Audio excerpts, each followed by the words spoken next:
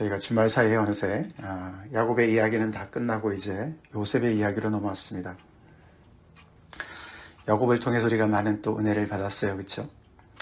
참 창세기는 참 그 이야기가 참 풍성해서 참 우리 자신의 또 삶을 또 돌아보게 하고 그 안에서 또 하나님과 어떤 관계를 맺어야 되는지를 참 여러 가지로 이렇게 생각하게 해보는 그런 말씀입니다. 이제 저희가 이제 37장부터 요셉 이야기가 시작이 됐는데 그 사이에 물론 이제 유다 이야기도 끼어 있었습니다. 그렇죠? 38장에 그가 어떻게 해서 두 아들을 얻게 되었는지 이야기가 들어가 있습니다. 사실 야곱의 12아들 중에 그 가장 유력한 두 아들 요셉과 유다지요. 이제 그 이야기를 이렇게 그 요셉의 이야기 사이에 유다 이야기를 끼워 넣습니다. 그래서 이제 창세기 50장으로 끝나는데 끝날 때까지 이제 요셉의 이야기가 주를 이루고 있죠. 오늘 우리가 창세기 40장을 본문으로 묵상을 하는데 오늘 본문에서 요셉은 옥에 갇혀 있습니다. 옥에 갇힌 요셉. 스토리가 너무 이제 유명해서 우리가 다 많이 아는 내용이죠. 여러분은 요셉 그러면 무엇이 떠오릅니까? 요셉의 인생에 떠오르는 것들. 우리가 야곱은 그저 베델의 하나님 또 이렇게 우리가 생각해봤고 또 브니엘 또 이제 그런 어떤 씨름하는 자 어떤 이런 이스라엘 그런 이야기들을 우리가 키워드로 우리가 생각해 볼 수가 있는데 요셉은 이제 채색옷이다. 그렇죠? 채색옷. 야곱이 12아들 중에 가장 또 이렇게 아꼈던 편애했던 그런 증표로 채색옷을 주었습니다. 또 요셉 그러면 꿈이 생각나죠? 꿈꾸는 자. 또 요셉의 인생에는 또 고난을 빼놓고는 설명이 안 되죠. 고난. 억울한 일을 많이 또 당했습니다. 그렇죠?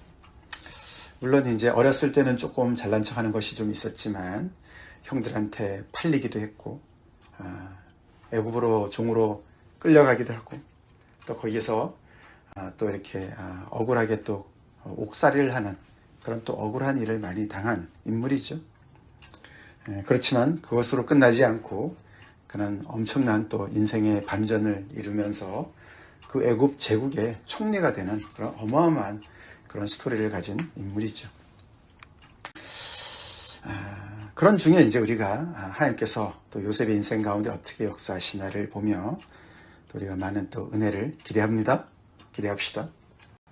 오늘 우리가 40장 말씀을 우리가 포커스를 해서 말씀을 듣지만 앞에 이제 많은 내용들을 우리가 이렇게 지나왔기 때문에 또 필요한 것들을 잠깐 말씀을 드리면서 요셉의 이야기를 우리가 좀 풀어나가 봅시다. 요셉은 지금 옥에 갇혀 있는데 그 옥은 왕의 죄수들을 가두는 곳이었죠. 그 옥은 친위대장의 집 안에 있는 그런 옥이었습니다. 아마도 계속해서 이 친위대장은 보디발이었겠죠. 그 보디발한테 그 팔려갔었던 요셉 그리고 그 집에서 종으로 팔려갔지만 그는 굉장히 또 정말 열심히 일을 했고 성실하게 일을 했던 사람이었기 때문에 그 주인의 그런 신임을 한 몸에 받았던 그런 사람이었어요. 그래서 그 집안의 모든 것을 다 이렇게 맡은 가정 총무로 일을 했던 아마 그 집이었던 것 같습니다. 같은 집이겠죠.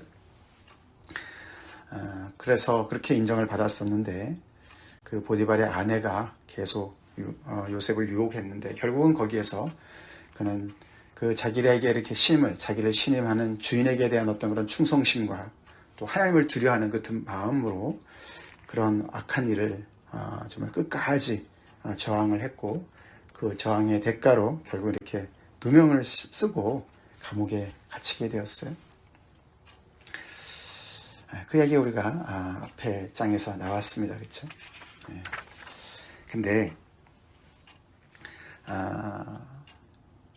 그 요셉이 그렇게 참 끌려가서 다 끝난 줄 알았는데 또 참 신기하게도 하나님께서 이렇게 그 또 보디발의 집으로 이렇게 팔려가게 하시고 거기서도 이렇게 또 인정을 받고 뭔가 좀 지위를 얻는 것 같았는데 또다시 이렇게 완전히 또 나락으로 떨어지는 그런 상황을 맞이하게 된 것이죠.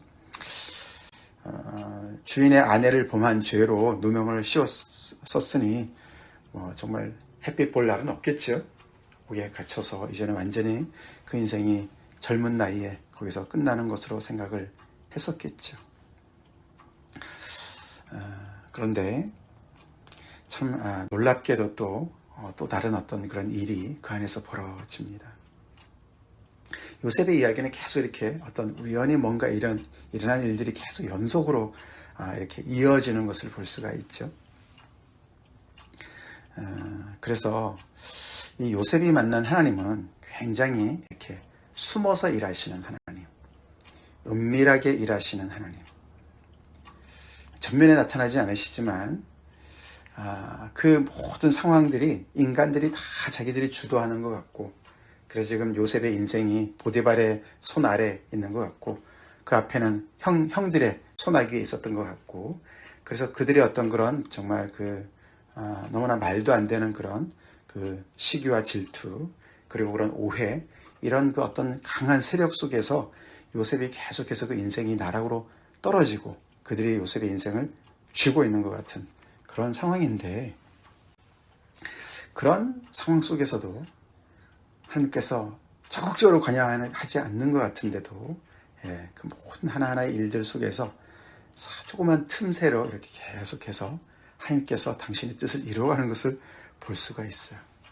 그래서 요셉을 생각하면 우리가 하나님의 섭리를 생각하게 돼요. 그렇죠? 하나님의 섭리. 하나님의 섭리. 당장은 잘 모르겠는데 지나고 보니 하나님께서 이렇게 일하셔서 이 일이 이루어졌구나. 그래서 우리가 볼 수가 있습니다.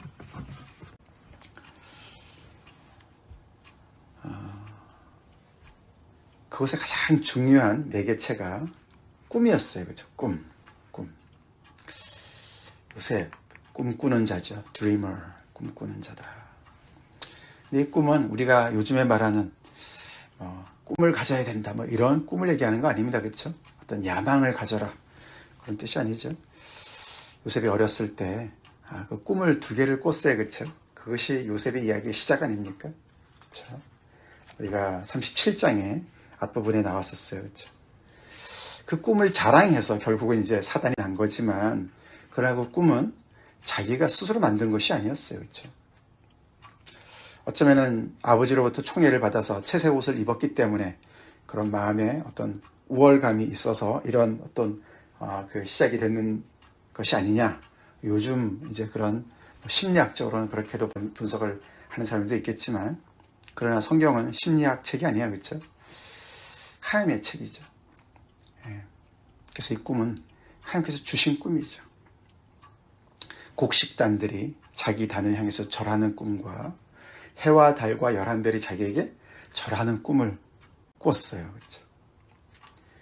그래서 이 꿈이 어떻게 이루어질까? 결국은 이제 요셉이 어떻게 보면 이렇게 다스리는 자로서, 그렇죠? 다른 사람에게 이렇게 절을 받는, 그는 높이 들리고 다스리는 자로서 이렇게 어떤 될 꿈을 꾼 거 아닙니까? 그렇죠? 그것이 이제 형제들을 통해서도, 그리고 해와 다른 부모를 얘기하는 거죠. 그래서 그 부모에게도부터 어떤 뭔가 이렇게 다스리는 자가 되는 어떤 그런 꿈을 꿨는데, 그 꿈이 과연 그 인생 가운데 어떻게 이루어지는가? 그것을 이제 계속 우리가 예의주시해서 보는 이제 그런 것이 바로 요셉의 이야기죠. 그 꿈이 너무너무 듣기 싫었고, 그래서 형들은 그 꿈꾸는 자를 팔아버리고 없애버리려고 했어요. 그럼 그 꿈이 어떻게 되나 보자, 이런 얘기도 했고 말이죠. 아버지조차도, 야곱도 너가 어떻게 그런 일을 하냐, 이렇게 꾸중도 하지만 또 그는 아들들과는 달리 그 말을 마음에 간직해둬요. 그렇죠? 꿈이라는 것은 우리가 스스로가 통제할 수 있는 것이 아니에요. 그렇죠? 그렇죠? 그래서 이 꿈을 통해서 하나님께서 역사하시는 것을 요셉을 통해서 볼 수가 있습니다. 요셉은 태어나 보니 11번째 아들이었어요. 그렇죠? 11번째 아들이었어요. 자기 동생 베냐민도 있지만 그는 거의 끝자리나 마찬가지였습니다. 그것을 바꿀 재간이 없습니다. 그렇죠? 그 순서를 어떻게 바꿉니까? 그 집안에 어떤 이미 정해져 있는 그런 서열들을 바꿀 수가 없어요. 그래서 꿈은 늘 가난하고 눌린 자가 꾸는 것이 꿈이죠. 하나님께서 그런 사람들에게 꿈을 주시는 것이죠. 나중된 자가 먼저 되게 하는 것이 하나님의 말씀이고 하나님의 또 역사의 어떤 방법이죠. 꿈이 그렇게 연결이 되어지죠. 그래서 어떻게 보면 하나님은 이미 다 이렇게 정해진 어떤 그런 질서 속에서, 그래서 결국 오늘 여기 보면은 거기가 애굽이죠. 애굽 제국입니다. 애굽 제국, 그 당시에 뭐 그냥 그 천하를 호령했던 그런 엄청난 그런 그 문화와 그런 정말 그 지식과 지혜를 가지고 있었던 나라 아닙니까? 거기에 바로, 그렇죠? 그런 그 제국 속에서 이 꿈이 굉장히 어떻게 보면 나약하고 사람들이 무시하는 그런 거죠. 형들도 그 꿈을 무시했고 아버지는 약간 그 정도는 아니었지만 여전히 그 꿈에 대해서 별로 탑탁하게 생각하지 않았고, 이 애굽 제국이 그 꿈을 대단하게 생각하겠습니까? 근데 그렇지 않죠. 그런 가운데서 그 꿈이 어떻게 이루어지는가, 즉 세상의 어떤 그런 정말 그 이미 질서가 잡혀 있고 강력한 권력 아래서 촘촘히 다 이렇게 층층이 다 세워진, 짜여진 그런 세상의 구조 속에서 하나님께서 꿈을 주신 그 꿈꾸는 자의 그 인생이 과연 어떻게, 무슨 힘이나 쓸까, 이제 그런 구도로 우리가 말씀을 봐야 된다는 것입니다.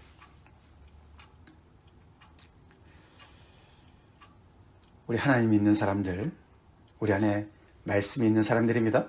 아멘? 말씀을 품은 사람들이에요. 그래서 이 꿈은 그냥 단순한 꿈이 아니라 하나님의 뜻이에요. 하나님께서 요셉을 통해서 이루시고자 하시는 뜻입니다.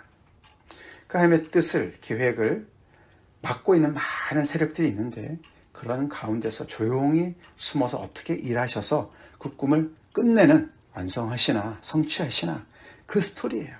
그냥 요셉이 이렇게 고난을 통해서 성공했다, 출세했다, 그런 얘기가 절대로 아닙니다. 그래서 우리에게도 하나님의 말씀이 있다면 우리도 요셉과 같이 그 말씀을 품고 꿈꾸는 자로 살아야 될 줄 믿습니다. 어떠한 상황 속에서도 그 말씀이 계속해서 우리 가운데서 역사하는 것을 믿고 그 하나님의 말씀이 우리 인생을 끌어가고 있다는 것을 우리가 믿어야 돼요. 우리를 막고 있는 수많은 장애물들이 있고 사람들이 있고 그렇다 할지라도, 그리고 그 자리가 정말 이렇게 전혀 예상치 못한 그런 나락에 또 나락에 계속 바닥으로 떨어지는 이런 옥에 갇혀 있고, 오늘도 보면 그렇죠. 그래서 두 사람을 만나죠. 바로에게 가까이 있었던 그 정말 술 맡은 자와 떡 굽는 자가 뭔가를 잘못해서 그 감옥에 갇혔고, 결국은 요셉은 그들의 꿈을 듣고 그 꿈을 해석해 주면서 그 꿈이 그대로 이루어지는 것을 또 경험해요.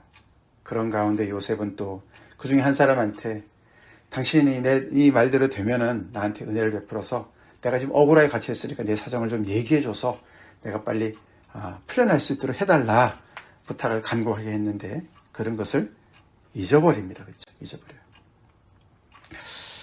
꿈을 품은 요셉, 그래서 정말 기가 죽지 않는 이 보디발의 집에서도 그렇게 정말 참 잘 견디고 그 상황을 잘 감당하고 유혹 앞에서도 잘 견디고 그랬었는데, 어떻게 보면 당당한, 그리고 지금 이 옥에서도 거기 가서도 너무너무 정말 또 잘하니까 간수장이 모든 걸 다 맡겼어요. 그렇죠? 참 요셉은 그래서 벌써 이 다스리는, 사람들을 다스리는 것이 몸에 배어있는 사람인 것 같습니다. 그런 요셉인데도 그가 이 술 맡은 관원장한테 나한테 은혜를 베풀어 달라고 14절에 부탁을 해요. 그렇죠? 간청을 합니다. 하나님께 은혜를 구하고 하나님만을 의지해야 되는데 그는 이 사람한테도 이렇게 매달립니다. 그 정도로 힘든 상황인 것이죠. 그렇게 간청을 했는데 그 말대로 다 됐는데도 결국은 이 요셉을 잊어버렸어요. 그렇죠? 술 맡은 관원장은 다시 복직이 되었고 떡 굽는 자는 정말 죽임을 당했고 그 해석대로 다 됐지만서도 결국 오늘 본문은 23절은 술 맡은 관원장이 요셉을 기억하지 못하고 그를 잊었더라. 그래서 그는 또다시 한번 나락으로 떨어지게 됩니다. 그래서 이 꿈을 이루는 것은 요셉이 아니에요. 그렇죠? 요셉은 굉장히 또 참 믿음으로 서 있는 것도 있고 또 자기 주인에게도 그런 정말 충직한 마음을 계속 가지고 있는 어떤 그런 인격도 가지고 있는 사람이지만 결국은 요셉이 잘나서 이 꿈이 이루어지는 것이 아니었어요. 그 꿈을 이루시는 분은 하나님이십니다. 하나님이세요. 결국 우리에게 말씀을 주시고 그 말씀대로 우리의 삶이 끌려가는 것은 내가 그 말씀대로 순종하는 것도 있지만 내가 이루는 것이 아니고 결국 말씀을 주신 하나님께서 그 말씀이신 하나님께서 그 뜻을 이루어 가십니다. 아멘. 이루어 가십니다. 그래서 요셉의 이야기를 보면은 그런 면에서 우리가 굉장히 많은 은혜가 되죠. 그 말씀이 사실 요셉의 인생 전부를 아우르는 말씀이 우리가 공교롭게도 지난주 우리 수요 성경 공부 때 우리가 나눴던 말씀이에요. 로마서 8장 28절부터 29절 말씀. 우리가 알거니와 하나님을 사랑하는 자 곧 그의 뜻대로 부르심을 입은 자들에게는 모든 것이 합력하여 선을 이루느니라. 하나님이 미리 아신 자들을 또한 그 아들의 형상을 본받게 하기 위하여 미리 정하셨으니 이는 그로 많은 형제 중에서 맏아들이 되게 하려 하심이니라. 아멘. 하나님의 섭리를 표현하는 우리가 그리스도를 본받기로 본받는 인생으로 하나님께서 우리를 목적하셨는데 맏아들 되시는 예수님을 본받게 우리를 창조하셨는데 그것을 위해서 우리를 어떻게 그리스도를 닮게 하나 지난주 우리가 고난을 통해서 어려움을 통해서 하나님께서 우리를 빚어가신다. 그런 얘기 우리가 들었습니다. 그렇죠? 그런 거 배웠습니다. 바로 그 이야기죠. 그게 바로 이제 요셉의 이야기랑 직결되어져 있죠. 그의 뜻대로 부르심을 입은 자들에게는 모든 것이 합력하여 선을 이룬다. 선을 이룬다. 요셉이 애굽의 총리가 된 것이 선이 아니고 결국 선이 뭡니까? 하나님께서 이 요셉을 통해서 하나님께서 어떻게 이 구원을 베풀어 나가시나. 이 야곱의 12 아들들, 그 이스라엘 그 족속들을 어떻게 그들을 구원해 나가시나. 그리고 결국 요셉의 이야기가 총리가 되는 이야기는 결국 뭔 얘기죠? 그 엄청난 기근 속에서 그 애굽 사람들을 살리고 그 일대를 살린 구출의 이야기예요. 그렇죠? 결국 그것이 선이죠. 하나님께서 이렇게 정말 세상에서 하나님을 믿지 않는, 하나님을 배제하는 많은 그런 그 제국 속에서 하나님께서 어떻게 그들 속에서 하나님의 뜻을 이루어 가시면서 그들을 구원하시나. 하나님의 스토리죠. 그것이 선을 이루는 것이죠. 하나님의 뜻이 이루어지는 것, 그것이 바로 선을 이루는 것이죠. 그 속에는 요셉도 있고 또 그 바로의 제국의 그런 백성들도 있고 또 요셉을 괴롭혔던 정말 그 형들도 다 같이 있는 것이죠. 함께 그 은혜를 나누죠. 누리죠. 그것이 하나님의 합력해서 선을 이루시는 것이죠.